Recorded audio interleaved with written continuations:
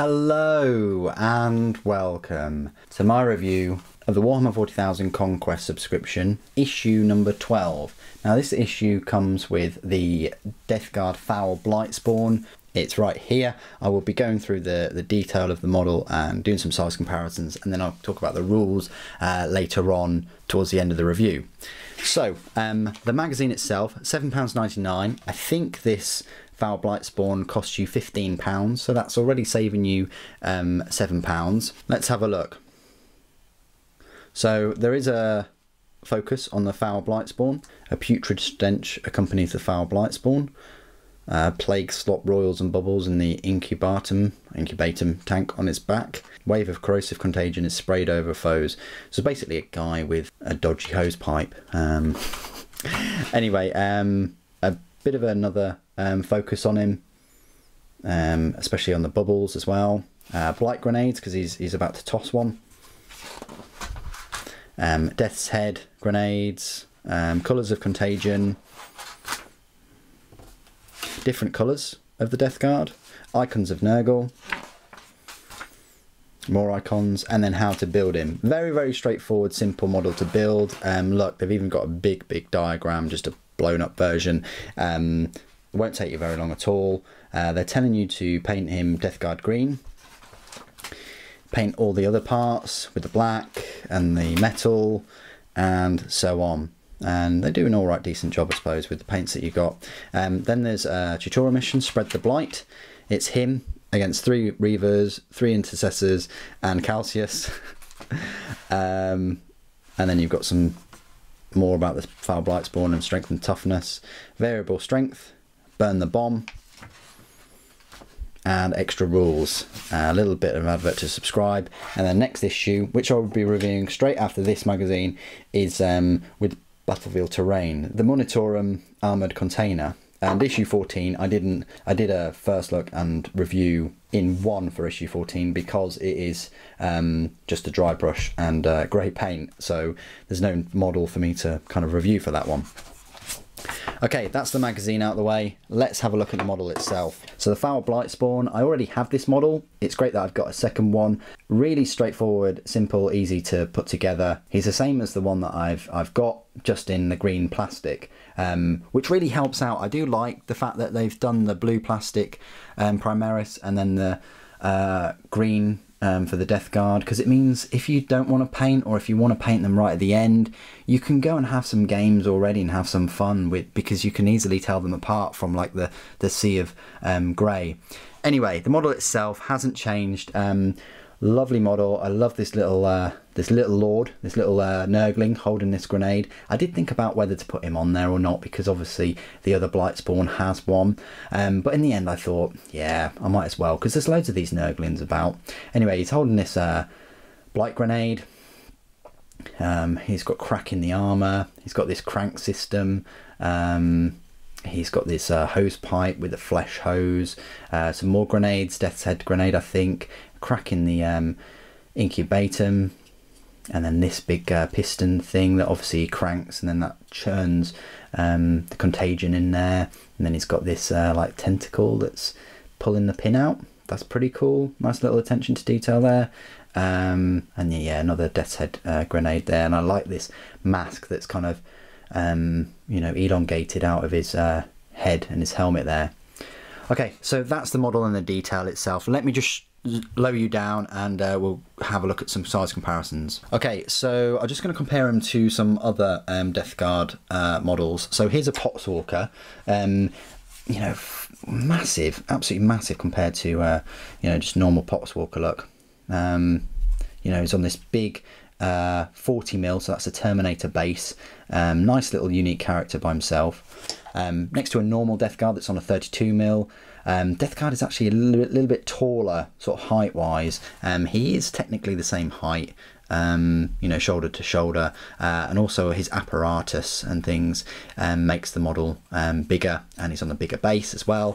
So definitely stands out, as you can see.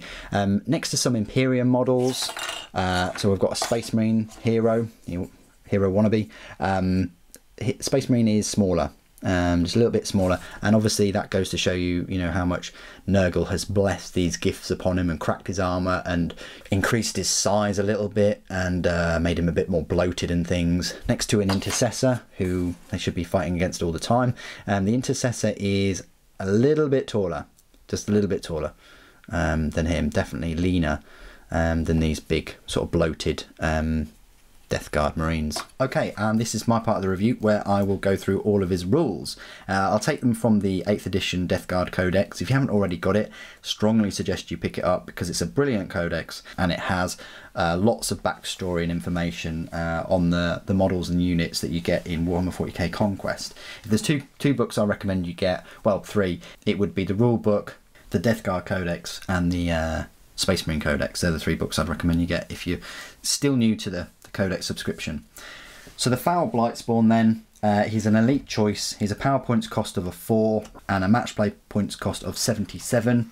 His Plague Sprayer is free, the Blight Grenades are free, and so are the Crack Grenades. So he's just a 77 points cost model. 7 is, well, I'd say the lucky number for Death Guard 2, so that's quite ironic.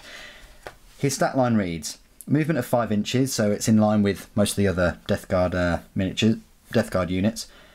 His weapon skills 3+, ballistic skill 3+, strength 4, toughness 5, wounds 4, attacks 3, leadership 8, and a save of 3+. That's exactly the same stat line as all of the other kind of single elite choices, like the Biologist Putrefier right here, like the Plague Surgeon, and like the Noxious Blightbringer. They're all the same stat line. Now, this main weapon that he's got, this Plague Sprayer, it's a range of 9 inches, so that's not the best. It's like a flamer range, but it's still 1 inch better than a flamer, I suppose. Its type is an Assault D6. That's pretty good, he can always fire it as he's moving. His strength is 2d6. Now, that's pretty awesome. Potential you can get strength 12 out of this thing. AP is -3. That's fantastic too. Damage is 3, not D3 or anything like that. It's just a straight up damage 3. That's solid. And it's a plague weapon. What does that mean? Well, it means that you can re-roll wound rolls of 1 for the weapon with this ability. So re-rolling any wound rolls of a 1 is pretty decent. It also automatically hits its target. You roll to determine the strength of the weapon after selecting the target, but before determining how many shots are fired. That's pretty good. So you can imagine him cranking up that incubatum in terms of the strength and potency of the contagion held within, and then after he's done that, it's then all about the flow. It's about how far he can spread that ichor on his enemies. Clearly he has the Blight Grenades and the Crack Grenades. So the Blight Grenades is a Grenade D6. So the Blight Grenades is a range of 6 inches, Grenade D6, strength 3, AP 0, and a damage of 1. However, it is a plague weapon. And a Crack Grenade is range 6 inches, Grenade 1, strength 6, AP -1, and a damage of D3. His abilities: Death to the False Emperor and Disgustingly Resilient. That's awesome. Unholy Death's Head. Each Foul Blightspawn carries a single Unholy Death's Head grenade. Once per battle, a Foul Blightspawn or another friendly Death Guard character within 3 inches of him can throw an Unholy Death's Head grenade instead of either a Blight Grenade or a Hyper Blight Grenade. When they do so, change that weapon's type to Grenade 2d6. Awesome. So he's got a super, I say holy hand grenade, it's unholy hand grenade. Revolting Stench. Enemy units that charge this turn and are within 7 inches of this model at the start of the fight phase are struck by a stench so foul that they falter, losing their impetus. Such a unit does not get to fight first in the fight phase, but can choose to fight like other units that did not charge.